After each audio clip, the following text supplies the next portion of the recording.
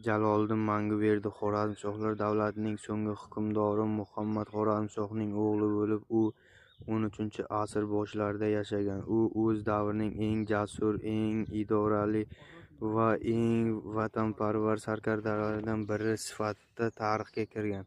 Bu davrda dunyo tarixida katta voqea sodir bo'layotgan edi. Mo'g'ullar bosqini. Chingizxon boshchiligidagi mo'g'ul qo'shinlari juda katta tezlikda Sharq va Xorazm, Markaziy Osiyo hududlarini bosib olayotgan edi. Xorazmshohlar davlati ham bu kuchli bosqinga duch keldi. Otasi Muhammad Xorazmshoh vafotidan keyin Jaloliddin Manguberdi taxtga da'vogarlik qiladi.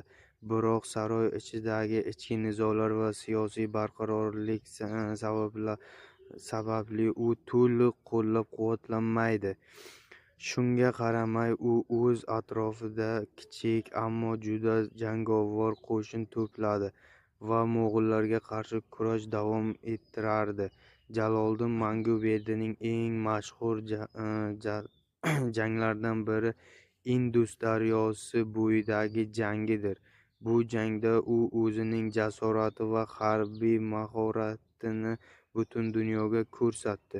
Rivoyatlarga ko'ra, mo'g'ullar mag'lubiyatga uchragan bo'lsa ham, u dushman qo'liga tushmaslik uchun daryodan sakrab, ot ustida suzib o'tgan. Bu voqea uning mardligi ramziga aylangan. U Hindiston hududida ham mo'g'ullarga qarshi kurashni davom ettirdi. Keyinchalik Eron, Iroq va Kavkaz tomonlarida ham o'z davlatini tiklash harakat qildi. U hech qachon taslim bo'lmadi va doim mustaqillik uchun kurashdi. Jaloliddin Manguberdi nafaqat sarkarda, balki davlatni saqlab qolish harakatini qildi, siyosatchi ham edi. Uning eng katta maqsadi Xorazmshohlar davlatining mustaqilligini tiklash va xalqni mo'g'ul zulmidan ozod qilish edi. Afsuski, doimiy urushlar, ichki nizolar va kuchli dushmanlar sababli u to'liq mag'lubiyatga erisha olmadi.